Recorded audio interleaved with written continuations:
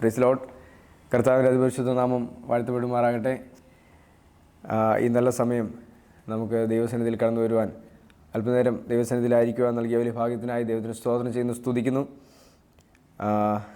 ഞാൻ ചർച്ചകളിൽ ചെറിയ ചെറിയ മെസ്സേജുകളൊക്കെ കൊടുക്കുമെങ്കിലും ആദ്യമായിട്ടാണ് ഇങ്ങനെ ഒരു അവസരം ലഭിക്കുന്നത്. തീർച്ചയായിട്ടും വരുന്ന ദിവസങ്ങളിൽ നമുക്കെല്ലാവർക്കും, ജോബിക്കും നമുക്ക് ഇനി കടന്നു വരുന്നവർക്കും തീർച്ചയായിട്ടും ദൈവവചനം സംസാരിക്കുവാനും ദൈവവചനത്തിൽ വളരുവാനും അതിനുള്ള സാഹചര്യങ്ങൾ തീർച്ചയായിട്ടും നമുക്കുണ്ട്.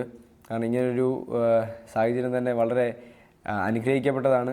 കാരണം നമ്മൾ ജോലിയായിട്ട് ദൂരെ ഒരു സ്ഥലത്ത് വന്ന് നിൽക്കുമ്പോൾ തീർച്ചയായിട്ടും ഇങ്ങനെ ഒരു അവസരം നമുക്ക് കിട്ടുന്നത് വലിയ ഭാഗ്യമാണ് ശരിക്കും പറഞ്ഞു കഴിഞ്ഞാൽ.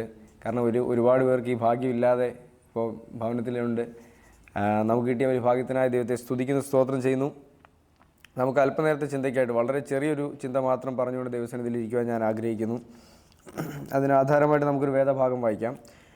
മത്തായി എഴുതിയ സുവിശേഷം 4-ാം അധ്യായം അതിൻ്റെ 18 മുതൽ വായിക്കുന്നു. അവൻ ഗലീല കടൽപ്പുറത്ത് നടക്കുമ്പോൾ പത്രോസ് എന്നു പേരുള്ള ശിമോൻ, അവൻ്റെ സഹോദരനായ അന്ത്രയോസ് എന്നിങ്ങനെ മീൻപിടിക്കാരായ 2 സഹോദരന്മാർ കടലിൽ വല വീശുന്നത് കണ്ടു. എൻ്റെ പിന്നാലെ വരുവിൻ, ഞാൻ നിങ്ങളെ മനുഷ്യരെ പിടിക്കുന്നവരാക്കും എന്നവരോട് പറഞ്ഞു. നമുക്കറിയാം, യേശുക്രിസ്തുവിൻ്റെ പരസ്യ ശുശ്രൂഷാകാലം തുടങ്ങിയ സമയത്ത് യേശുക്രിസ്തു 30 വയസ്സ് വരെ ഒരു ഒരു കാർപ്പൻ്ററായിട്ട് തന്നെ ജീവിച്ചു, ഒരു മരപ്പണിക്കാരനായിട്ട് തന്നെ ജീവിക്കുവാനിടയായി. ബാല്യകാലത്തെ കാര്യങ്ങളൊക്കെ നമുക്കറിയാം. ഒരു സുവിശേഷത്തിൽ മാത്രമേ ബാല്യകാലങ്ങളിൽ നടന്ന ചെറിയ സംഭവങ്ങൾ പറയുന്നുള്ളൂ.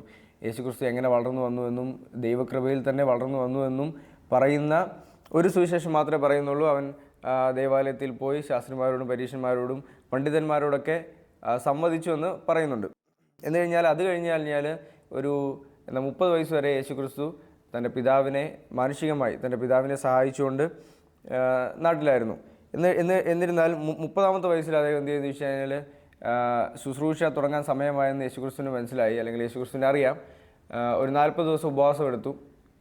അതിനുശേഷം തിരിച്ച് വന്നിട്ട് നടക്കുന്ന ആദ്യത്തെ സംഭവമാണ് ഈ പറഞ്ഞിരിക്കുന്നത്.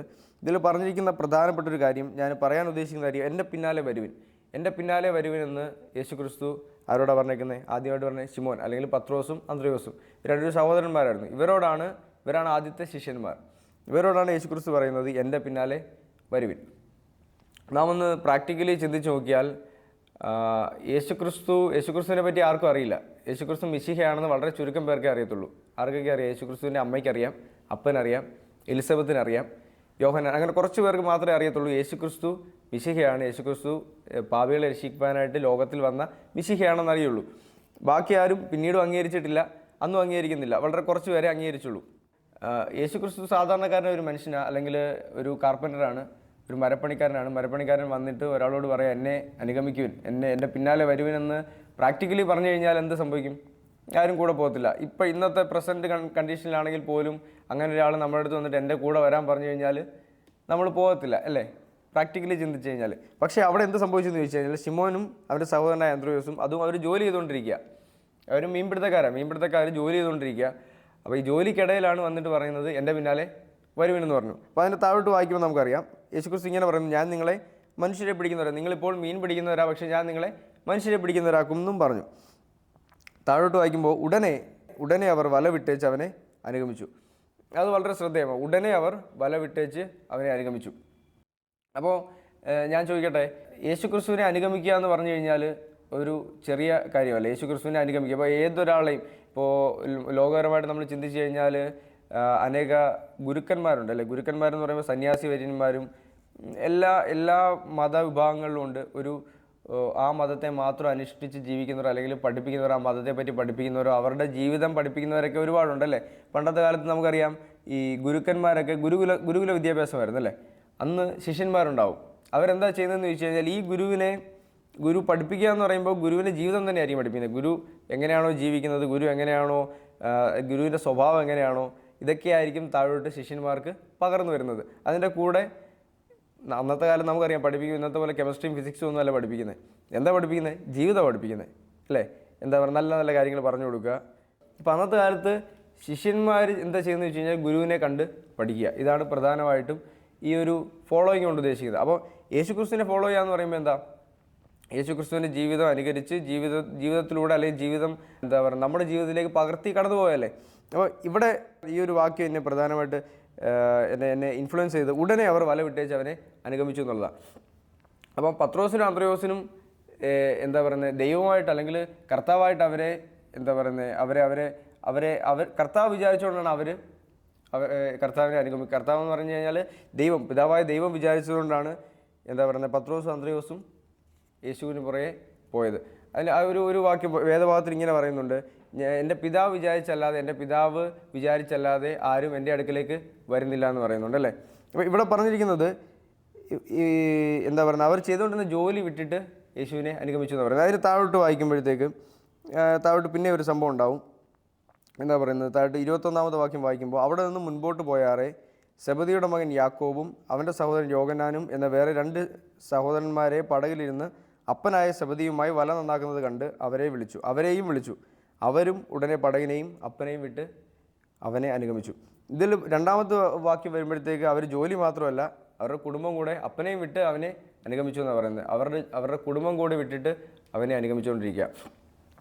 നാം ക്രിസ്തീയ ജീവിതത്തിൽ നമുക്കൊരു ഞാൻ നേരത്തെ പ്രാക്ടിക്കൽ എന്ന് പറഞ്ഞ പോലെ ജീവിതം എന്ന് പറയുമ്പോൾ ക്രിസ്തീയ ജീവിതം എന്ന് പറയുമ്പോൾ പ്രാക്ടിക്കൽ ക്രിസ്ത്യൻ ലൈഫുണ്ട്, ക്രിസ്തീയ ജീവിതമുണ്ട്, അല്ലെങ്കിൽ ബൈബിൾ പഠിപ്പിക്കുന്ന ക്രിസ്തീയ ജീവിതം. ഞാൻ ചോദിക്കട്ടെ, നമ്മൾ പലപ്പോഴും ബൈബിളിൽ പറഞ്ഞിരിക്കുന്ന അതേപോലെയാണോ നമ്മൾ ജീവിക്കുന്നത്? നാം എല്ലാം ക്രിസ്ത്യാനികളല്ലേ, ക്രിസ്ത്യൻസ് ആണല്ലേ. ക്രിസ്ത്യാനികൾ എന്ന് പറഞ്ഞാൽ ക്രിസ്തുവിനെ അനുഗമിക്കുന്നവർ തന്നെയാണ്. നാം ബൈബിൾ പറയുന്ന പോലെ തന്നെയാണോ ജീവിക്കുന്നത്? ടു ഇസഡ് കാര്യങ്ങൾ, ഒരുപാട് കാര്യങ്ങൾ വരുമ്പോഴത്തേക്ക് പലപ്പോഴും ശരിക്കും പറഞ്ഞാൽ ക്രിസ്തീയ ജീവിതം എന്ന് പറഞ്ഞു കഴിഞ്ഞാൽ ഏറ്റവും പാടുള്ളൊരു കാര്യം. ക്രിസ്ത്യാനിയായിട്ട് ജീവിക്കുക എന്നുള്ളതാണ് ലോകത്തിലെ ഏറ്റവും പാടുള്ള കാര്യം. കാരണം എന്താ, നമ്മുടെ ലോകം എന്ന് പറഞ്ഞു കഴിഞ്ഞാൽ നമ്മളെ പ്രൊവോക്ക് ചെയ്യാൻ ഏറ്റവും പറ്റുന്ന, നാം എപ്പോൾ വേണമെങ്കിലും പാപത്തിലേക്ക് വഴുതി വീഴാൻ കഴിയുന്ന ഒരു സാഹചര്യമാണ് ഈ ലോകത്തുള്ളത്. എപ്പോഴും അങ്ങോട്ടും ഇങ്ങോട്ടും തിരിഞ്ഞാലെല്ലാം നമുക്കെന്താ സംഭവിക്കുന്നത്, നമ്മളെ പ്രൊവോക്ക് ചെയ്യുന്ന, നമ്മളെ പാപത്തിലേക്ക് തള്ളിയിടുന്ന കാര്യങ്ങളാണ് ഓരോ സ്ഥലത്തും ഉള്ളത്. അപ്പോൾ അതിനെന്ത് ചെയ്യണമെന്ന് ചോദിച്ചു കഴിഞ്ഞാൽ, സിംപ്ലി പറഞ്ഞു കഴിഞ്ഞാൽ ദൈവാത്മാവിൽ ജീവിക്കുക എന്നുള്ളതേ മാത്രമേ ഉള്ളൂ, സിംപ്ലി പറഞ്ഞു കഴിഞ്ഞാൽ. പക്ഷേ പ്രാക്ടിക്കലി ജീവിക്കുക എന്ന് പറയുമ്പോഴത്തേക്ക്, ഇപ്പോൾ ഞാൻ ചോദിക്കട്ടെ, ഈ യേശുക്രിസ്തുവിനെ അനുഗമിക്കുക എന്നുള്ളൊരു കാര്യം ഇവിടെ പറഞ്ഞിട്ടുണ്ട്. അത് കഴിഞ്ഞിട്ട് വേദഭാഗത്തിൽ ഒരു സ്ഥലത്ത് പറയുന്നുണ്ട്, ഒരു ധനികൻ യേശുവിൻ്റെ അടുക്കിലേക്ക് വന്നിട്ട് പറഞ്ഞു, സ്വർഗ്ഗരാജ്യത്തിൽ കടക്കുവാൻ ഞാൻ എന്ത് ചെയ്യണമെന്ന് ചോദിച്ചപ്പോൾ യേശുക്രിസ്തു എന്താ പറഞ്ഞതെന്നറിയോ? നിനക്കുള്ളതെല്ലാം വിറ്റതല്ല വിറ്റ് ഈ ദരിദ്രന്മാർക്ക് കൊടുത്തിട്ട് എന്നെ അനുഗമിക്കാൻ പറഞ്ഞു. അപ്പം പുള്ളിക്കാരൻ എന്ത് ചെയ്യുന്നു ചോദിച്ചു കഴിഞ്ഞാൽ തിരിച്ചങ്ങ് പോയി. അല്ലെങ്കിൽ വിൽക്കുവാനോ അല്ലെങ്കിൽ അദ്ദേഹത്തിനുള്ളതെല്ലാം, അദ്ദേഹം വളരെ വലിയൊരു ധനികനായിരുന്നു, ഒരു പ്രഭുവായിരുന്നു. അപ്പോൾ വിറ്റ് പോകാനോ അല്ലെങ്കിൽ വിറ്റ് കളയുവാനോ അദ്ദേഹത്തിന് കഴിഞ്ഞില്ല. അപ്പോൾ എൻ്റെ ഒരു ചിന്ത ഇത് മാത്രമേ ഉള്ളൂ, യേശുക്രിസ്തു ഇങ്ങനെ പറഞ്ഞു, അതായത് നിങ്ങൾക്കുള്ളതെല്ലാം വിറ്റ് എൻ്റെ പുറകെ എന്നെ അനുഗമിക്കുക എന്ന് പറഞ്ഞു. അപ്പോൾ പ്രാക്ടിക്കലി നമ്മൾ ചിന്തിച്ച് കഴിഞ്ഞാൽ, ഇപ്പോൾ നമ്മുടെ അടുത്ത് പറയുകയാണ് നമ്മൾക്കുള്ള ജോലി വിട്ട്, അല്ലെങ്കിൽ പലപ്പോഴും ചിലരങ്ങനെ ചിന്തിക്കാറുണ്ട്, എനിക്കറിയാവുന്നവരുണ്ട്, ചില ദേവദാസന്മാർ അല്ലെങ്കിൽ അങ്ങനെയുള്ള ദേവദാസന്മാരുണ്ട്. അവർ എന്താ പറയുന്നത്, അവർക്കുള്ളതെല്ലാം വിട്ട് അല്ലെങ്കിൽ അവരുടെ ഫാമിലി വിട്ട് അങ്ങനെ വന്ന് നിന്ന് അത് ഒരു ഡെഡിക്കേഷൻ ഉണ്ട്, ഓക്കെ. പക്ഷേ ചില സമയത്ത് പ്രാക്ടിക്കലി നമ്മൾ ചിന്തിച്ച് കഴിഞ്ഞാൽ, ഞാനിങ്ങനെ ചിന്തിച്ചപ്പോൾ എനിക്ക് എന്താ പറയുന്നത്, എനിക്ക് എൻ്റെ ഉള്ളത്തിലുണ്ടായ ഒരു വെളിപ്പാടെന്ന് പറഞ്ഞു കഴിഞ്ഞാൽ, നാമും ക്രിസ്തുവും അല്ലെങ്കിൽ നാം ക്രിസ്തുവിനെ അനുഗമിക്കുന്നതിന് തടസ്സമായിട്ട് നമ്മുടെ ജീവിതത്തിൽ എന്താണോ ഉള്ളത് അതിനെ വിടുക എന്നുള്ളതാണ്. അപ്പോൾ അത് ചിലപ്പോൾ പാപപ്രവൃത്തികളായിരിക്കാം. തീർച്ചയായിട്ടും പാപപ്രവൃത്തികൾ യേശുക്രിസ്തുവിനെ അനുഗമിക്കുന്നത് നമ്മളെ പുറകോട്ട് വലിക്കും. അപ്പോൾ ആ പാപപ്രവൃത്തികൾ വിടുക. ഇപ്പോൾ ഒരു പക്ഷേ അത് എന്താ പറയുക, നമ്മുടെ കുടുംബമാണെന്നിരിക്കട്ടെ, അല്ലെങ്കിൽ നമ്മുടെ സുഹൃത്താണെന്നിരിക്കട്ടെ, അല്ലെങ്കിൽ നമ്മുടെ ജോലിയാണെന്നിരിക്കട്ടെ, എന്തോ നമ്മളെ യേശുക്രിസ്തുവിൽ നിന്നും പിന്നോട്ട് വലിക്കുന്ന, അല്ലെങ്കിൽ നാം യേശുക്രിസ്തുവിനെ അനുഗമിക്കുന്നതിൽ നിന്നും പിന്നോട്ട് വലിക്കുന്നത് എന്താണെന്നിരിക്കട്ടെ, അതിനെയാണ് ശരിക്കും വിടേണ്ടത്. അതിനെ വിട്ട് വേണം നാം ദൈവത്തെ അനുഗമിക്കുവാൻ. ഈ ക്രിസ്തുവിനെ അനുഗമിക്കുക അല്ലെങ്കിൽ ഫോളോ മീ എന്നുള്ളൊരു ഈ വിഷയം പറയുമ്പോഴത്തേക്ക് ഒരുപാട് കാര്യങ്ങൾ, എങ്ങനെ ക്രിസ്തുവിനെ അനുഗമിക്കാം, എന്തൊക്കെ ചെയ്യണം എന്നുള്ള ഒരുപാട് കാര്യങ്ങൾ നമുക്ക് പഠിക്കുവാൻ കഴിയും. തീർച്ചയായിട്ടും ദൈവവചനത്തിലൂടെ നമുക്ക് ഒരുപാട് കാര്യങ്ങൾ അറിയാം. ദൈവവചനം വായിച്ചു കഴിഞ്ഞാൽ നമുക്ക് ഒരുപാട് കാര്യങ്ങൾ അറിയുവാൻ കഴിയും. യേശുക്രിസ്തുവിനെ എങ്ങനെ അനുഗമിക്കണം, യേശുക്രിസ്തുവിൻ്റെ ജീവിതം എങ്ങനെ നമ്മുടെ ജീവിതത്തിലേക്ക് പകർത്തിയെടുക്കണം എന്നൊക്കെ നമുക്ക് ഒരുപാട് കാര്യങ്ങൾ അറിയാൻ പറ്റും. തീർച്ചയായിട്ടും വരുന്ന ആഴ്ചകളിൽ നമുക്കത് പഠിക്കുവാനും നമുക്കത് തീർച്ചയായിട്ടും അങ്ങോട്ടും ഇങ്ങോട്ടും ഷെയർ ചെയ്യുവാനും ദൈവം സഹായിക്കട്ടെ. ഇന്ന് ഞാൻ പറയാൻ ഉദ്ദേശിച്ചത് ഇത്രയേ ഉള്ളൂ. നമ്മുടെ ജീവിതത്തിൽ നാം യേശുക്രിസ്തുവിനെ അനുഗമിക്കുന്നതിൽ നമ്മെ എന്താണോ പിൻവലിക്കുന്നത് അതിനെ വിട്ട് ഈ ദിവസങ്ങളിൽ മുമ്പോട്ട് പോകാൻ ദൈവം നമുക്ക് ഓരോരുത്തർക്കും കഴിവ് നൽകട്ടെ. ദൈവം നമുക്ക് ഓരോരുത്തർക്കും ശക്തി നൽകട്ടെ. തീർച്ചയായിട്ടും അതൊരു പാവപ്രവൃത്തിയായിരിക്കാം, ചിലപ്പോൾ ഒരു സുഹൃത്തായിരിക്കാം, എന്ത് തന്നെ ആയിക്കോട്ടെ. നമുക്ക് ചിന്തിച്ചാൽ തീർച്ചയായിട്ടും മനസ്സിലാവും ദൈവത്തിൽ നിന്ന് നമ്മെ എന്താണോ അകന്നിരിക്കുന്നത്. നമ്മുടെ ചിലപ്പോൾ സ്വഭാവമായിരിക്കാം. തീർച്ചയായിട്ടും എൻ്റെ ഉൾപ്പെടെ കാര്യങ്ങളാണ് ഞാൻ പറഞ്ഞുകൊണ്ടിരുന്നത്. ഞാനും അത് ഞാനിങ്ങനെ കഴിഞ്ഞ ദിവസങ്ങളിലൊക്കെ വണ്ടിയിൽ പോകുമ്പോഴൊക്കെ ചിന്തിച്ച കാര്യമാണ്. എന്താണോ ഞാൻ എന്താണ് യേശുക്രിസ്തുവിൻ്റെ അടുത്തേക്ക് പോകാൻ തടസ്സമായിട്ട് ചില സമയങ്ങളിലെങ്കിലും എൻ്റെ ജീവിതത്തിലുള്ളതെന്ന് ഞാൻ തീർച്ചയായിട്ടും ചിന്തിച്ചു.